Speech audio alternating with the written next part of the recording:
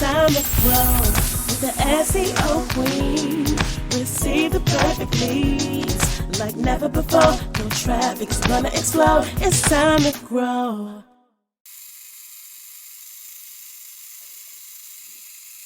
Welcome to the SEO Queen Tech Show, a podcast to help you get more credibility, visibility, and profitability through inspiration, technology, and marketing insight. This podcast is for professionals and entrepreneurs who are looking to get more customers, clients, and patients.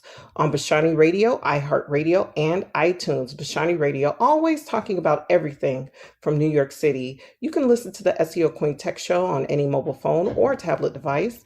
And also, as a thank you gift for listening to the SEO Queen Tech Show, you can always go to SEOqueen.com and grab your Reach More Clients Power Conference tickets for 50% off, or your free ebook, 101 Ways to Improve Your Marketing and Sales. So, with that being said, I am so excited, and I'm trying to breathe here. I'm trying to breathe because this is the interview I have wanted for years. I mean, years. And my next guest needs no introduction, but I'm about to introduce him anyhow. He is the architect of New Jack Swing. He is the genius behind the sound of everyone from Kumo D to Bobby Brown to Janet Jackson to Michael Jackson to, some of my favorite records. Let's Chill by Guy. Oh my goodness, just the whole project Dangerous. That whole album was that project was amazing. This man is a singer, songwriter, producer, father, entrepreneur, global citizen, and I would consider also a friend, none other than Mr. Teddy Riley. How are you today? Hey, Sister Z, how are you? I'm doing wonderful. Can't complain. Awesome. I just have to say thank you so much for coming on to the SEO Queen Tech Show to share your journey. I know a lot of people have asked you over the years, like, what gave you the idea for New Jack Swing? What were you thinking, from the musical standpoint and everything? But I'm curious to know, as a musician, how did you form your approach to the music business? Because it is very unique. Very few people, very few artists, very few producers are known as artists, and very few producers have a very distinctive brand, let alone a branded sound. So what has been, from a business standpoint, your approach to your career? Well, my approach to my career has always been, I strive for greatness, but I get in where I fit in. I don't overexpose myself, because once you're overexposed, it wears out your welcome. So I like when I do come out, I like to feel missed more or less than, we done seen him many, many times.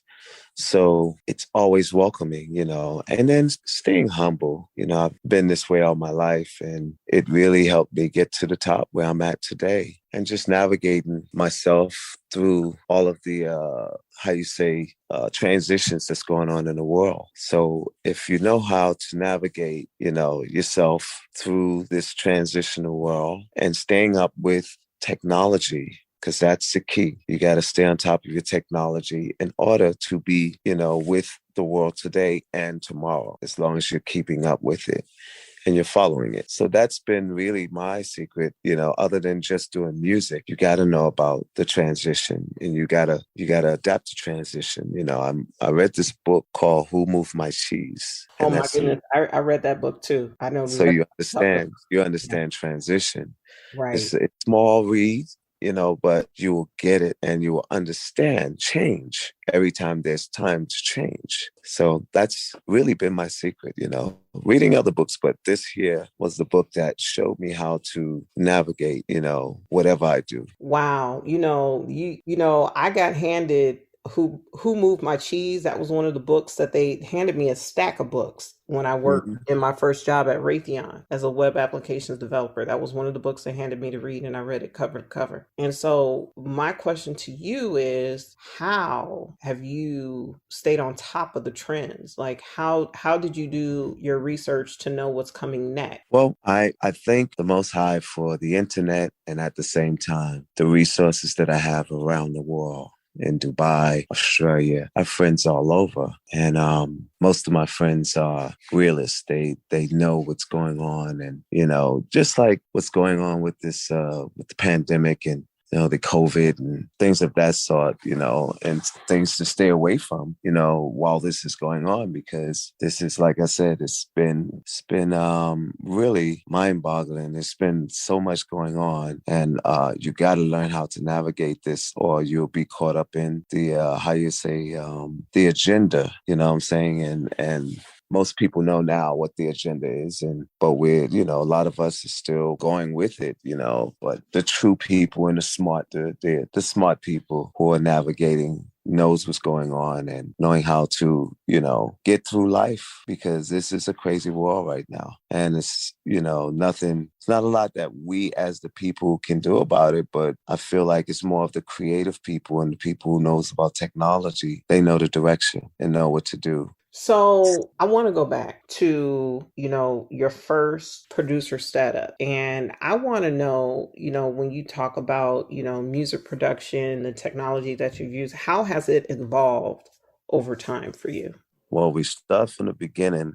I was very creative with everything. I used to be this kid that was intrigued with you could call it technology back then in the 80s, early 80s. But I was this little kid that wanted to know, how does music, how is it being made?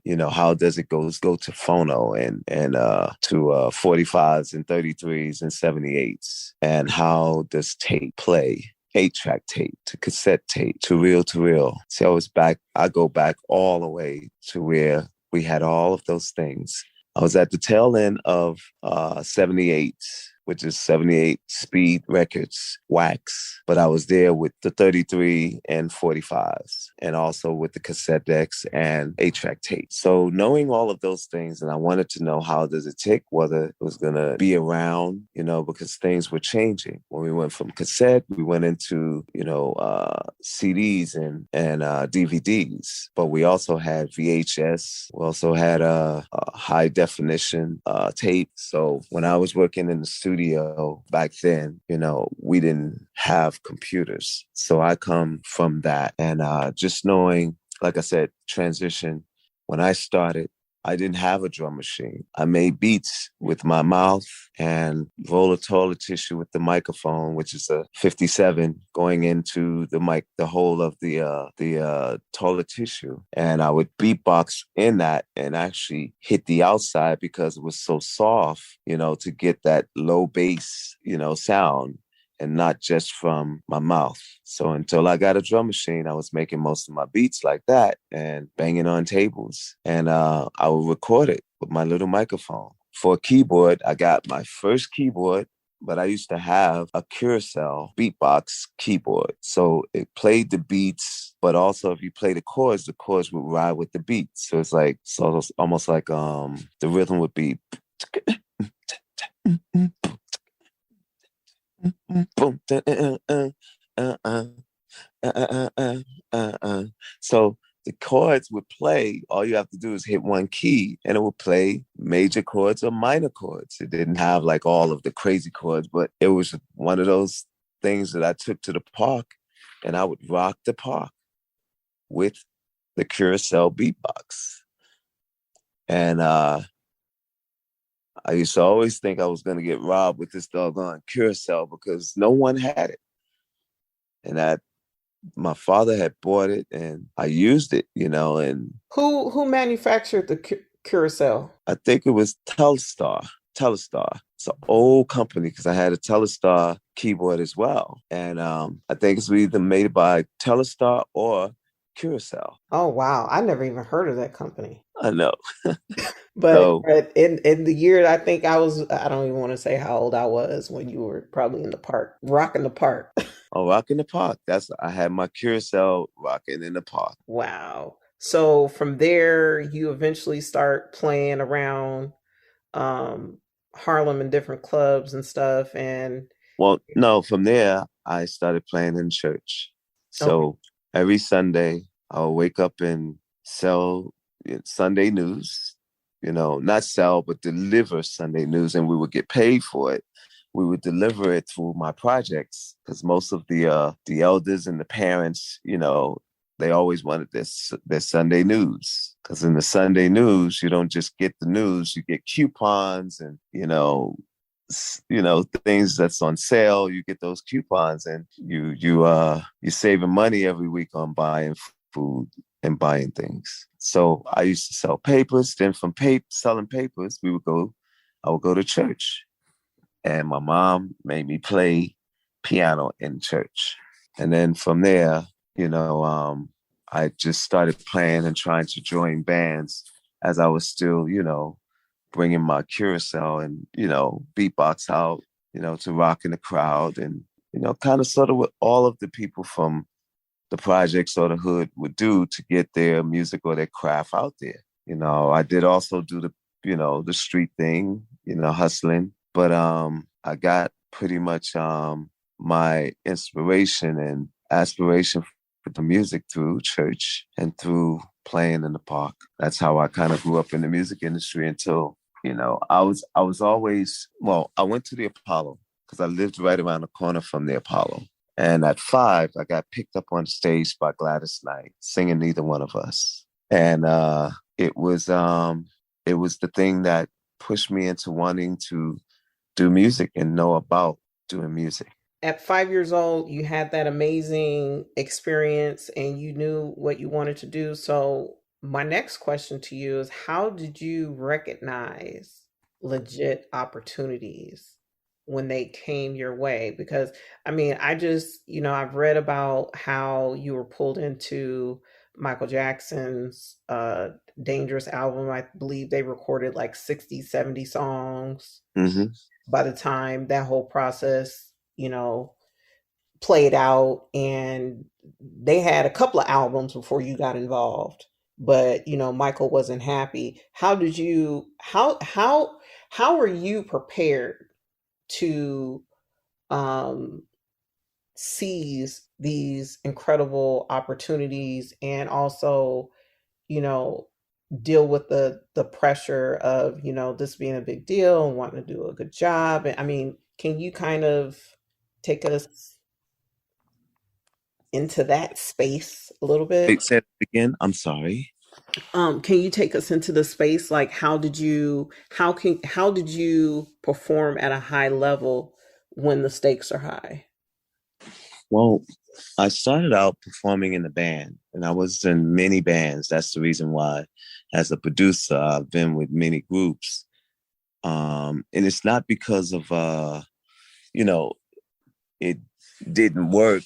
It was basically because I was so intrigued with music that I wanted to do different music. So I was in a group called Kids at Work. Before Kids at Work, we were called another name. Um, but we used to play the high school circuit and perform in high schools and elementary schools and junior high schools. And when we did that, I was cool with that, but I was like, I want to do something else as well. And I joined a big older band. They were older than me. And that's how I got to know like Timmy Gatlin, who was the original member of Guy who quit later on. But we were in bands, young bands, and we competed in contests, the the Big Apple contest in New York, and it was us as the young band, and then we had the older band that I was with. They competed as well. As the young band, we got disqualified because we were under 18. So I got to join the older band because I had a guardian.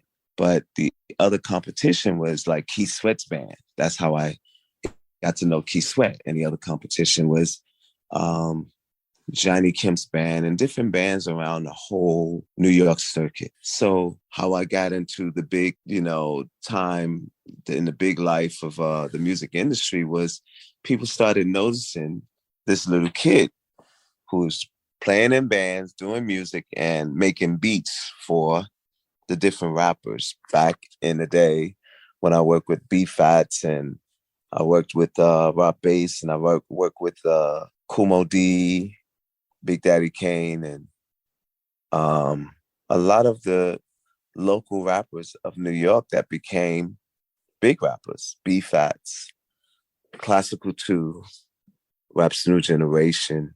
And then I developed a rap group, which is Rex and Effect, pushing my brothers to do music instead of doing the street thing. So I got in trouble, and I didn't want to see them get in any trouble.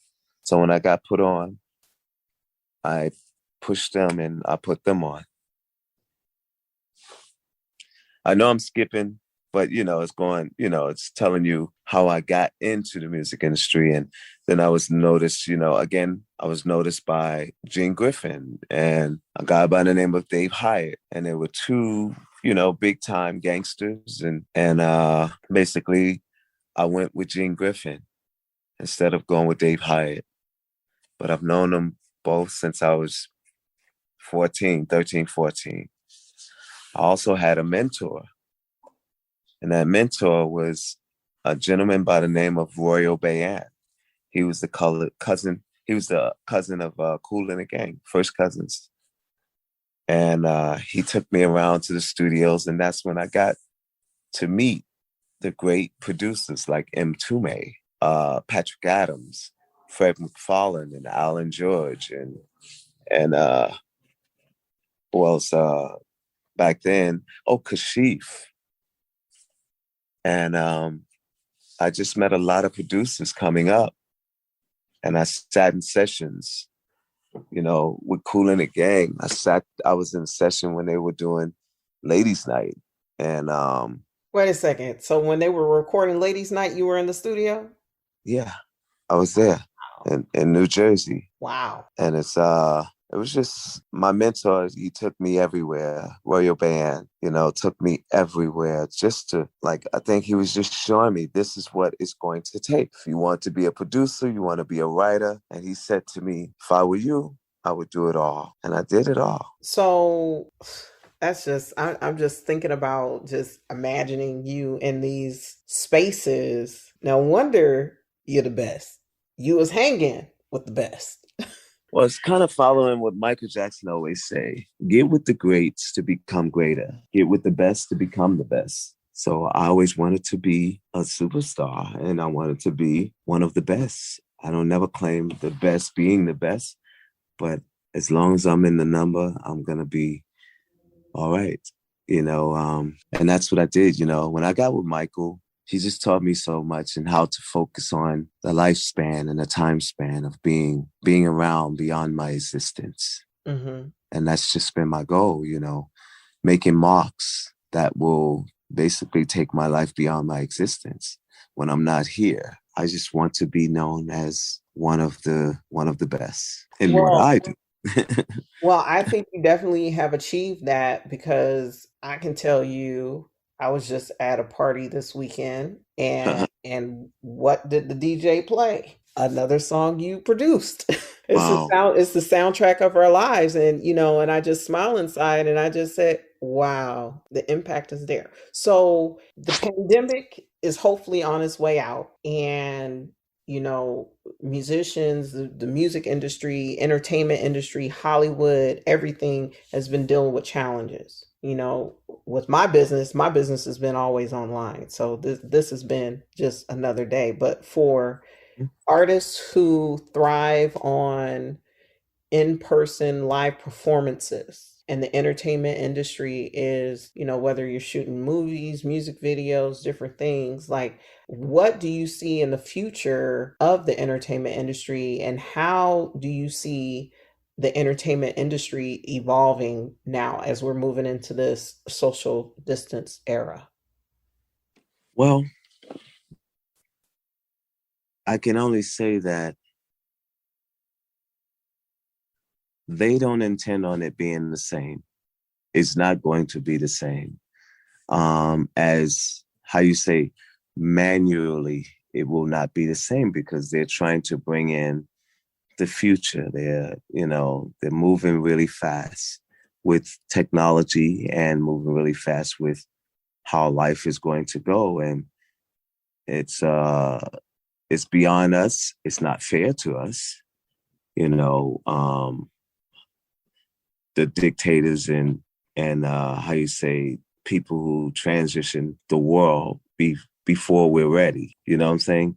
And it's been going on for so long, which is why I find myself wanting to be, back in the motherland. And the reason why, because if I'm going to go into the future of life, I want to be able to have or build an ecosystem that will sustain my life, my existence, and others as well. And I don't think that America is the place where we're going to be able to do that.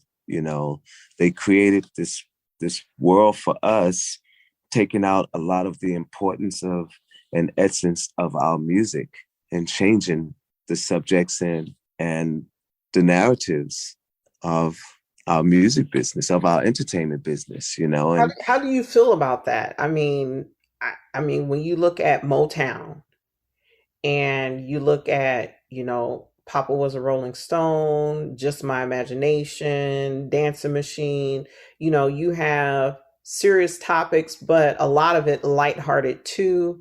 This emphasis on, love and relationship, togetherness. mm-hmm. What are your thoughts on where the music industry is going now? Well, my thoughts is the music industry is still going to be remembered because you can go into the future as much as you can, just like we are in the future now. We're in 2000, we're in the 20s. And I feel like music is still going to be the same. We're just going to go into the future. But just like now, you got rap and it's not going no further. It's like the same things is going on and they're still talking about the same subjects. And until that changes, it's going to stay the same. But if you listen to the classics, you're still listening to it today because they are what they are, classics. They are, how you say, the standard of where music have been and where it's now and where it's going. You cannot take away classics. They will stand the test of time forever. You'll always hear Michael Jackson. You know what I'm saying? You'll always hear the stars that have made their print, but the fly-by-nights will come and go. And technology will still escalate and go as far as, the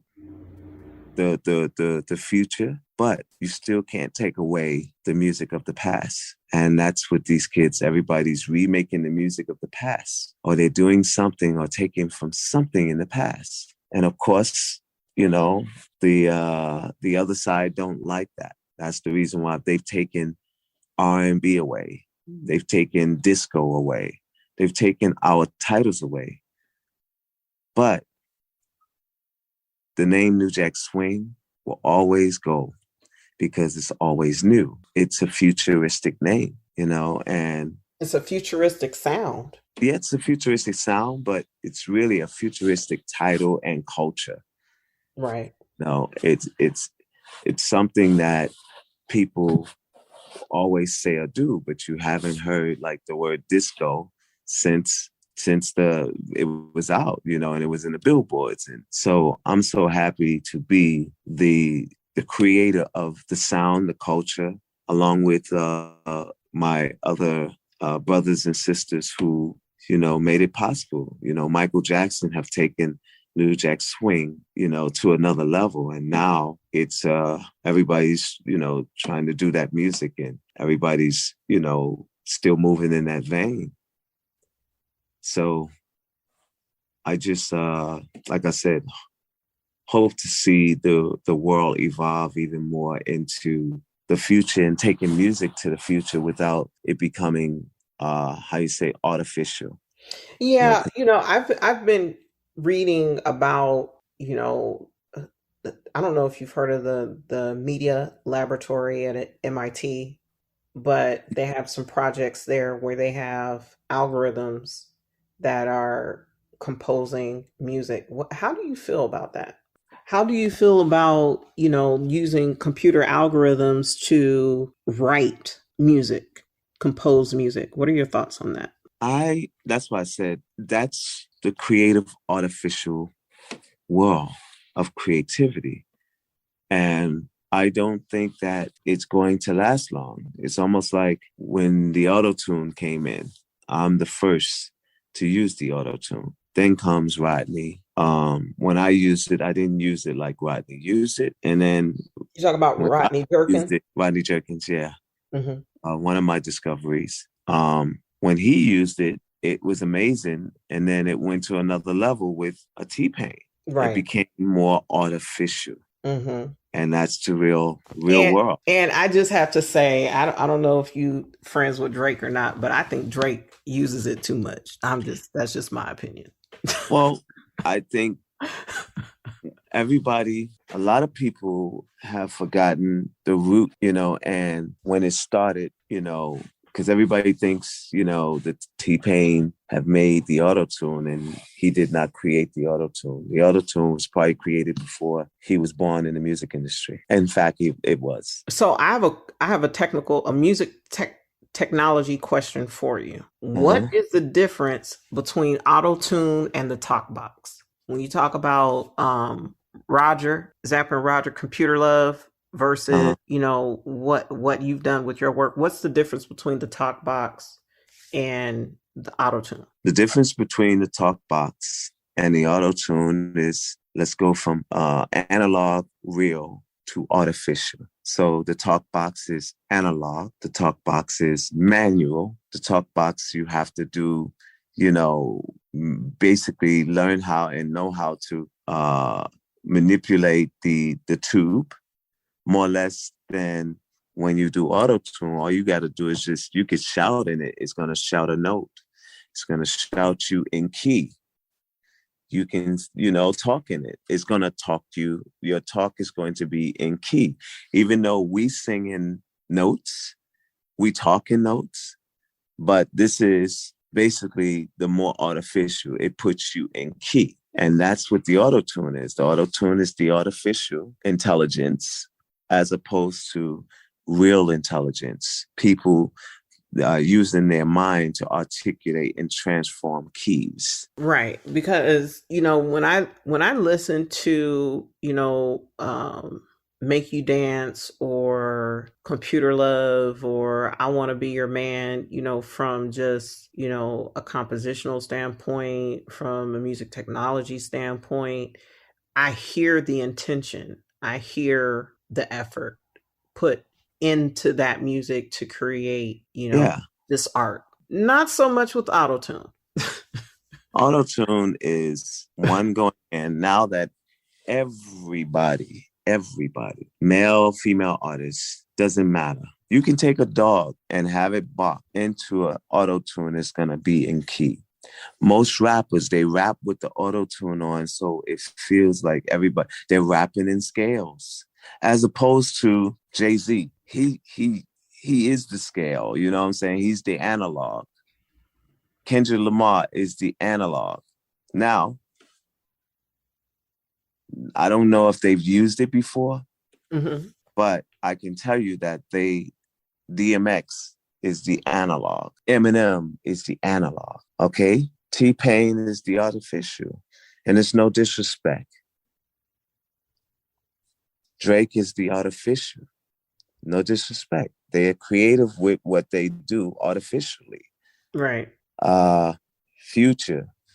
They all use the artificial intelligence. Right. As opposed to us, Roger, myself, Peter Frampton, who else? It's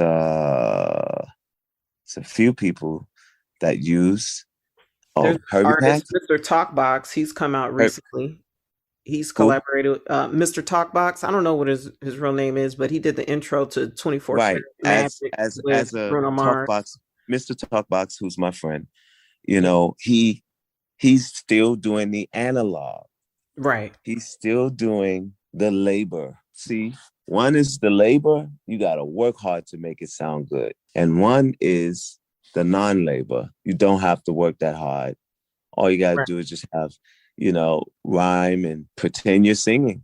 So I have a question for you. Why should a musician learn, the major and minor scales, their modes, their triads, the difference between an augmented and suspended chord? Like, why should any professional really understand the foundations and basics or the old school way of doing something? What are your thoughts on that? Well, I feel that they should, because it's the fundamentals of music, the fundamentals on how to stay, how I would say, it's the fundamentals of staying on top of your craft. See, it's not no work when it comes to, only work that you're doing is your writing when you're utilizing the artificial machines. But with the analog and the real musicians who are playing the chords and who's doing most of the articulations of music. That's the purpose of them knowing it, because a lot of the artificial, and in fact, all the artificial artists have to go to the real musicians to get their music and bring their music across. So they have to know music in order to articulate or direct the artificial. Right. Because you have to know the fundamentals in order to communicate effectively. Exactly. And communicate that to the artificial. I mean, just like we teach, we basically program the computers. We program them to basically be aligned with what we want as music makers. We program them to be aligned with what we want and how we want to articulate our creativity and our craft, whether it's art, whether it's video directing, editing, different things like that. Whether it's coding, you're programming. Isn't that right? Right. So I want to say thank you so much for taking the time to share your life experience and wisdom. You've dropped a ton of nuggets, a ton. And I'm just curious, like, if you could talk to your younger self about this journey, as a Black man in America creating iconic music, what advice would you give your tween self, at 13, 14? What would you tell yourself now? If I had to talk back to myself, right, and myself growing up into this new world. Yes, exactly. Okay. I would tell myself to know the new world, but stay real. Know the real world. Know the world that created the new world. You know that, then you know how to create a new world. Right. Your own world. I think that's what I would tell myself, because I'm telling myself that every day. Know the real world in order to know the new world. Right. A lot of things change, but it still doesn't change the essence and the origin of it. There's always an origin of something, whether it's playing sports and how they do it yesterday, they still do it today. Right. There's some things that don't change. There's Exactly. spiritual physical laws that don't change no matter what. And that you can build upon. That's right. So you can always build upon the origin, but it's going to take the future and technology to move it forward. But it's always still going to come from the essence and the origin of analog and what the world was. It's like the same as building buildings. It's never going to change. Right.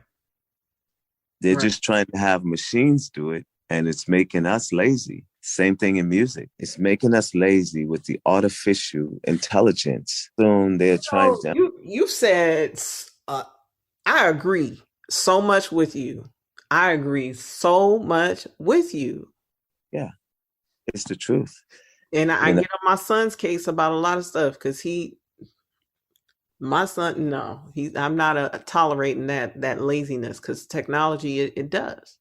yeah, This country has a history of people being lazy, whether they're using, enslaved labor or hmm technology for shortcuts.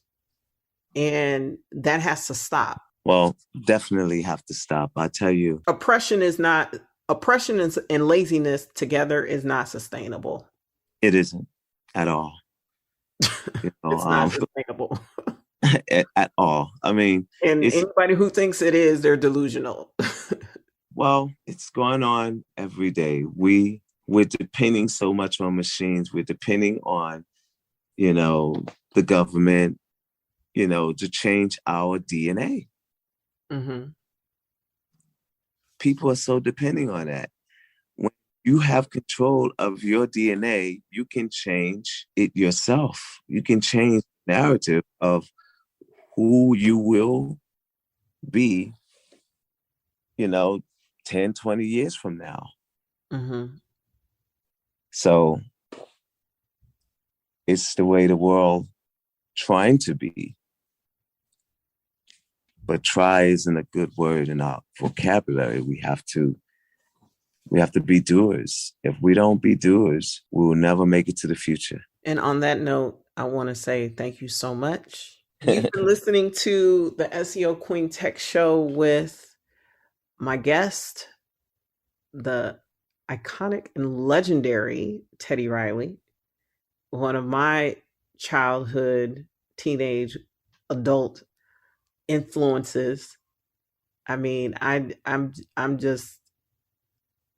grateful. I just cannot say thank you enough for coming on to the show. And I hope people who are listening to this really understood and understand what you said, because you said a lot. And I thank you for that. It's time to grow with the SEO Queen.